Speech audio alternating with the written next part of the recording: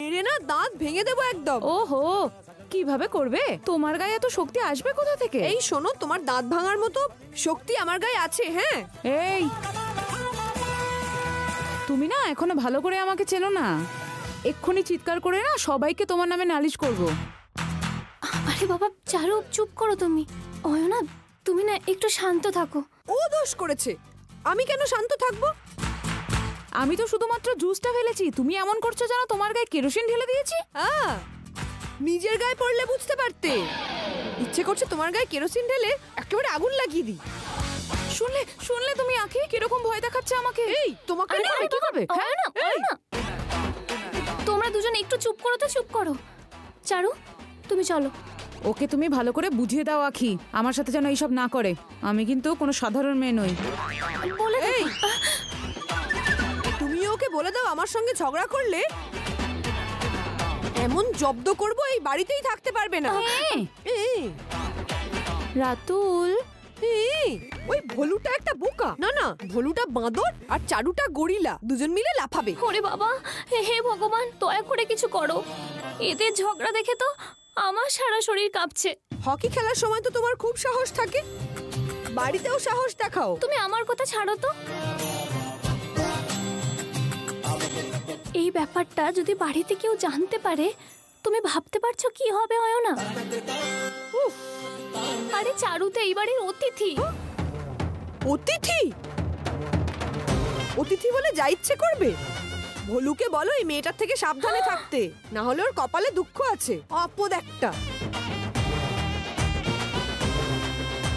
হে ভগবান, তুমি এদের দেখো। এদের সব দায়িত্ব এবার আমি তোমার উপর দিচ্ছি। অয়নাকে কিছু হতে দিও না।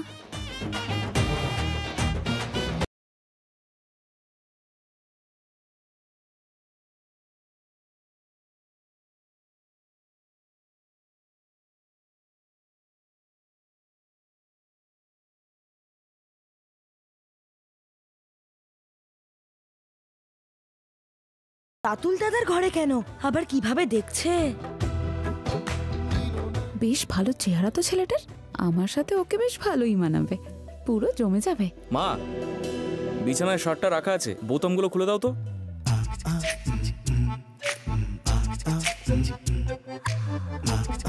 এইভাবে হাসছে কেন? রাতুল দাদা তো ডাকছে পিসিমণিকে, এ কেন দাঁড়িয়ে আছে?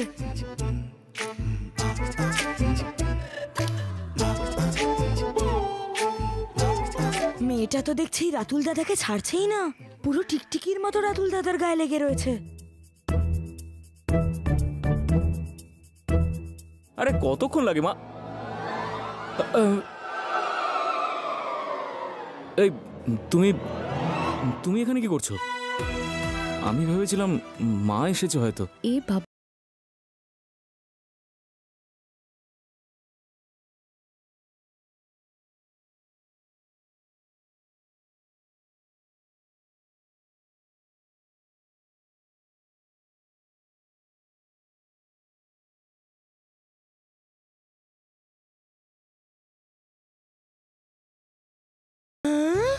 মেয়েটা তো দেখছি ভীষণ অসভ্য।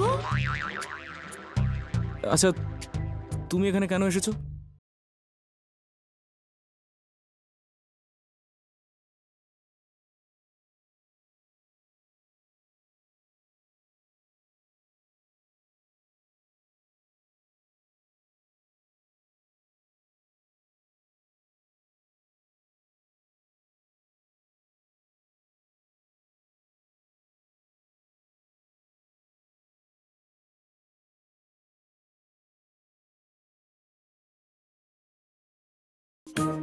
আর বলো না, আসার সময় অয়নার সাথে ধাক্কা লেগে অর্ধেক জুসটা পড়ে গেল। আমার ভুল হয়ে গেছে। হ্যাঁ, ভালো কাজ করেছো। তার মানে? হ্যাঁ, তুমি যে আমার জন্য অর্ধেকটা জুস এনেছো, এই কাজটা তুমি খুব ভালো করেছো। একটা কথা বলি তোমার, তুমি এই বাড়িতে আসার পর থেকেই এই বাড়ির লোকজনদের মন একেবারে জয় করে নিয়েছো। আর তোমার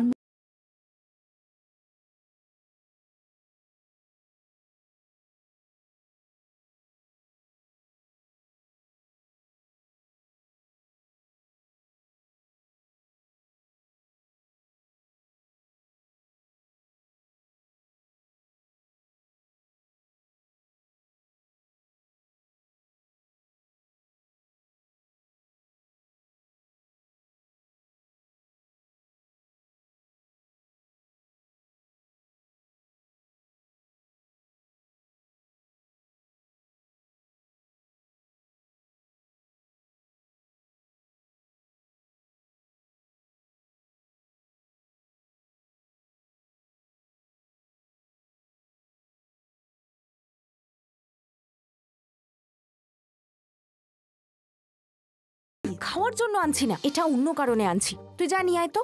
ওটা তো খাবার জিনিস, তাছাড়া ওর আর কি বা কাজ আছে? আরে আরে যা। যাচ্ছি।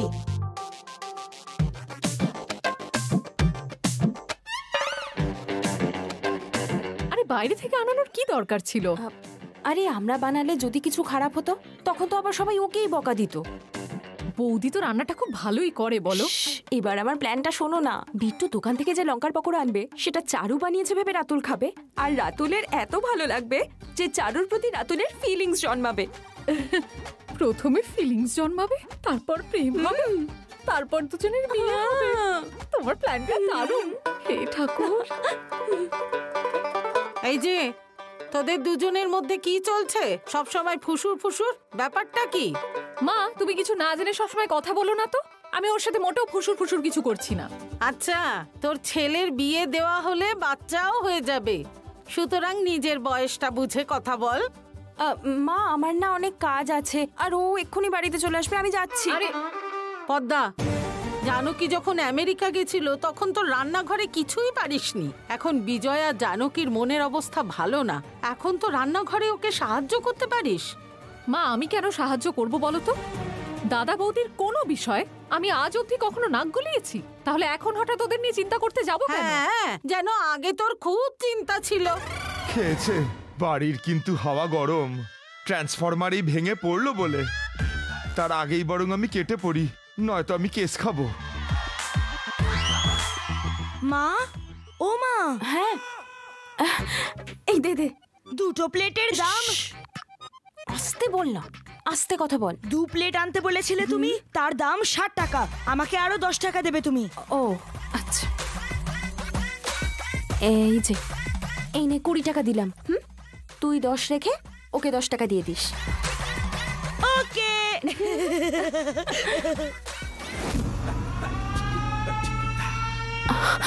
চারু, আয় আয় আয়।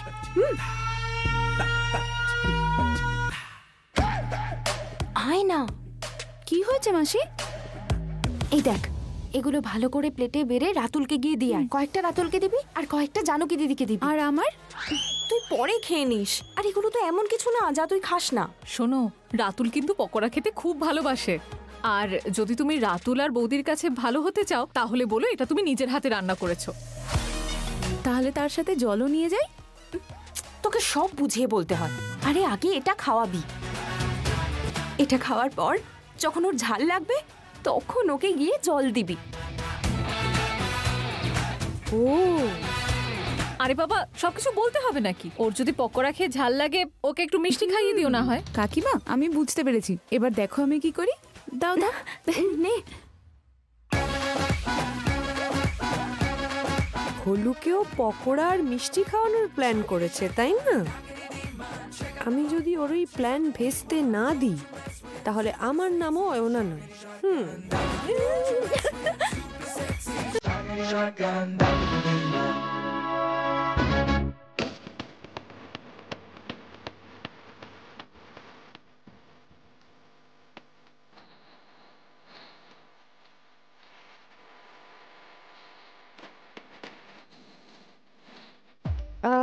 শুনছেন আঙ্কেল? হ্যাঁ মা, কোনো কাজ আছে বুঝি? কিন্তু এখন আমি ব্যস্ত, পারবো না। তোমার পকোড়া ভালো লাগে আঙ্কেল? এই বাড়িতে ওটা খেতে আমার ছেলের থেকে যদি কেউ বেশি ভালোবাসে সেটা আমি। কিন্তু পাবো কোথায়? পকোড়া তোমার কাছে আসবে, শুধু একটা শর্ত আছে। কিন্তু কোনো কাজ করব না, আগেই বলে দিলাম। শোনো না আঙ্কেল, তোমাকে শুধুমাত্র রাতুলের একটা শার্ট পরতে হবে, তাহলেই রাতুলের পকোড়া তুমি পেয়ে যাবে। কি করে? বলছি শোনো।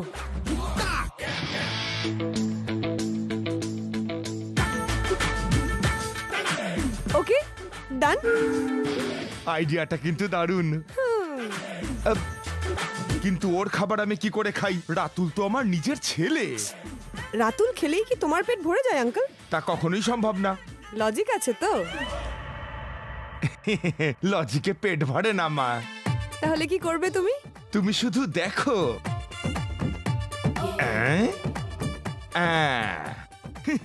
ভালো, চলো যাওয়া যাক।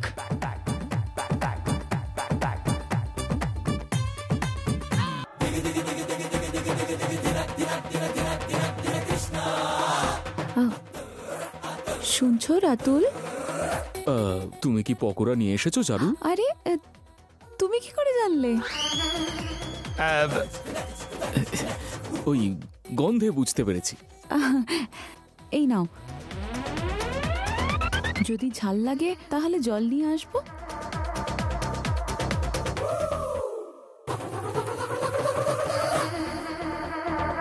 খেতে কেমন হয়েছে বললে না তো রাতুল? খুব সুন্দর, একেবারে তোমার মতো।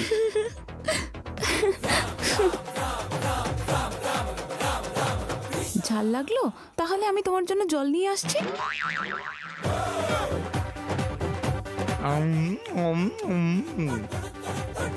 আমি এতদিন জানতাম পৃথিবীতে আমি সবচেয়ে বোকা, এ তো আমার চেয়েও বোকা। রাতুলের পকোড়াটা খাওয়ার পর নিশ্চয়ই ঝাল লাগবে। চিনিটা খুঁজে রাখি। চিনিটা কোথায় গেল? রাতুল, এই পেপারটা একটু রামপ্রসাদকে দিয়ে দিও। আচ্ছা ঠিক আছে। আরে তাড়াহুড়োর কিছু নেই, তুমি সময় করে দিয়ে দিও। হ্যাঁ ঠিক আছে।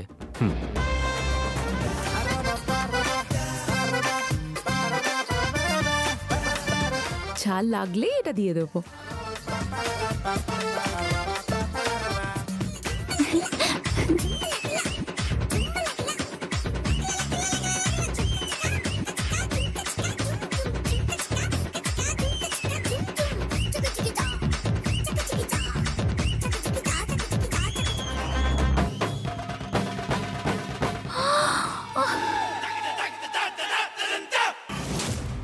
রাতুল তো দেখছি এখানে, তাহলে ওখানে কে?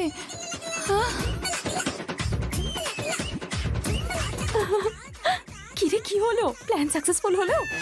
এ কি মুখটা অমন করে আছো কেন? রাতুল খেয়ে কি বললো সেটা বলো। এটা কি করে হলো? রাতুল তো এখানে আছে, তাহলে ওখানে পকোড়াটা কে খেলো? আমি তো কিছুই বুঝতে পারছি না। রাতুল যদি এখানে থাকে তাহলে পকোড়াটা কে খেলো? চলো তো গিয়ে দেখি। আয় তো। Hello uncle. বলো মা, পকোড়া কেমন লাগলো? আহা, তুলনাই হয় না। এত সুস্বাদু আমার বউও কোনোদিন বানাতে পারে না। খেয়ে পেট ভালো মন লেগেছে দুই তো? ভরলো। হ্যাঁ। আহা।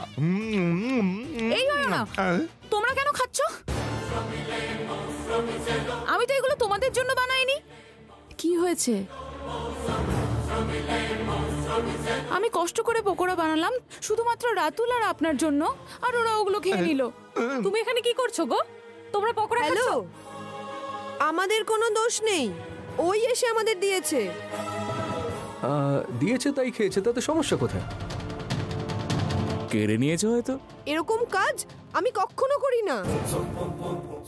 এরকম জোর জবরদস্তি তুমি করো, আমি করি না।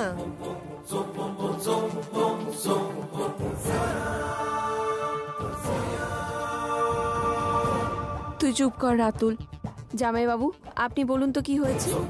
চারু আমাকে ভালোবেসে দিল এগুলো, তা কখনো ফিরিয়ে দেওয়া যায়? আরে বাবা, আমি তো আপনাকেই রাতুল ভেবেছিলাম।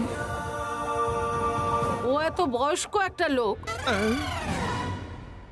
ওকে তুমি রাতুল ভাবলে কি করে? চোখের মাথা খেয়েছো নাকি? এই অয়নাই কিছু করেছে হয়তো। চারু কত কষ্ট করে এগুলো সব বানালো, আর এরা সব খেয়ে নিল। মিথ্যে কথা কেন বলছো মা? ওগুলো তো আমি বাইরে থেকে কিনে নিয়ে এলাম।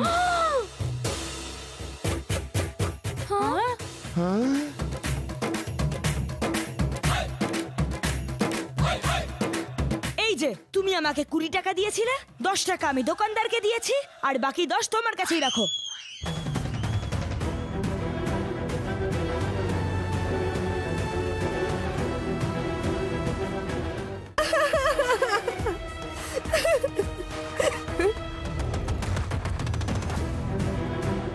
অয়না, হাসিস না।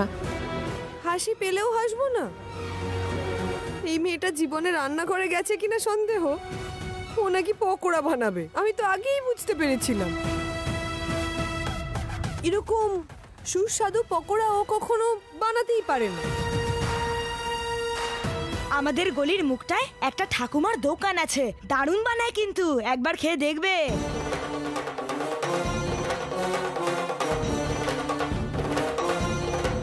চারু, তুমি এরকম মিথ্যে কথা কেন বললে?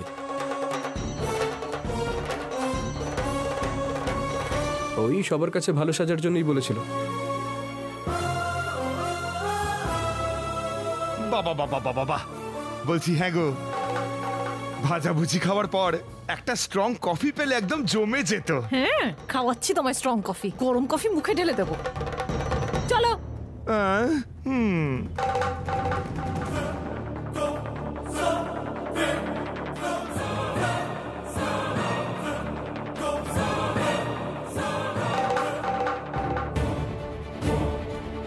জামাইবাবু, আমি আপনাকে বানিয়ে দিচ্ছি। অসংখ্য ধন্যবাদ।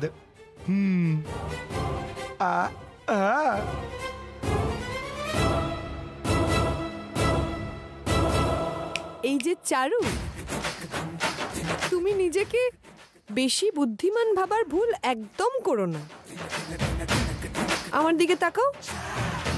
তুমি কি করেছিলে মনে আছে? আমার গায়ে জুস ফেলে খুব মজা পেয়েছিলে না?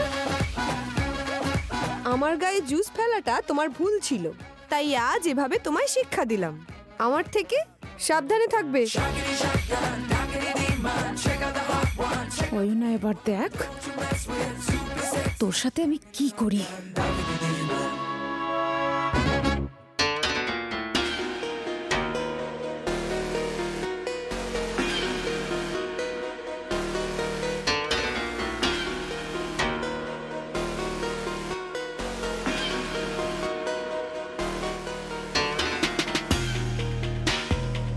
এখানে? এদিকে আমি তোকে পুরো বাড়িতে খুঁজে বেড়াচ্ছি। তোমার কি চোখটা খারাপ হয়ে গেছে মাসি? কই না তো। তাহলে আমায় দেখতে পাচ্ছ না কেন? ও, মনে হচ্ছে রাগ করেছিস। আসলে কি বলতো, তুই ডায়েটিং করে করে এমন হিরোইনের মতো হয়ে গেছিস যে তোকে দেখেও চিনতে পারছি না। তোমার জোক শুনে আমার একটু হাসি পাচ্ছে না, আমার মাথাটা খুব গরম হয়ে আছে। অন্যের বাড়িতে এত রাগ করতে আছে? তুমি বলেছিলে আমি এই বাড়ির বউ হব, এখন বলছো এটা অন্যের বাড়ি। হ্যাঁ আমি বলেছি, কিন্তু ছোট ছোট ব্যাপারে এত রেগে গেলে এবারে সবার মন জয় করবি কি করে? কার কোন মন জয় করার কথা বলা হচ্ছে একবার শুনি।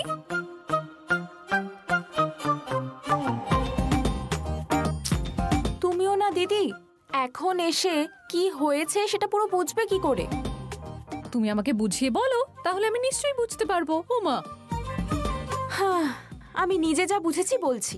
আমরা রাতুলকে খাওয়ানোর যে প্ল্যানটা করেছিলাম সেটা ফ্লপ হয়ে গেছে বলেই জারুর এখন মনে দুঃখ হয়েছে। এই সব কাণ্ড এই বিদেশি মেয়ের, বুঝলে? এই সবের জন্য আবার কেউ মন খারাপ করে নাকি? ওর গায়ে জুস ফেলে দিয়েছিলাম বলে ও সবার সামনে আমায় এইভাবে অপমান করলো। শোনো, নতুন নতুন এসেছো, এখন এগুলো একটু সহ্য করো। তুমি যদি এইভাবে চিৎকার চেঁচামেচি করো তাহলে এই বাড়ির সবাই তোমাকেই খারাপ ভাববে। দিদি একদম ঠিক কথা বলেছে, ভালো ভালো কাজ করে সবার মন জয় করতে হবে।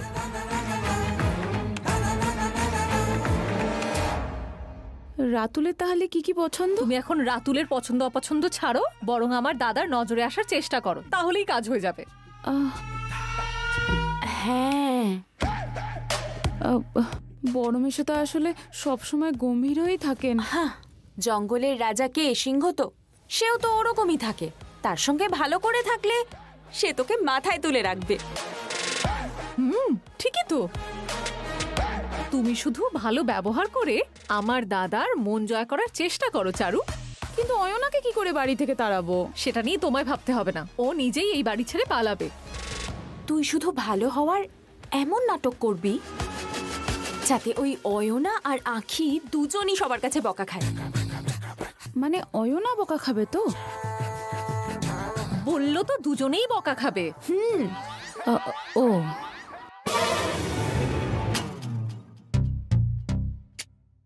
বুঝতে পেরেছি। আমাকে এবার খুব ভেবেচিন্তে নাটক করতে হবে।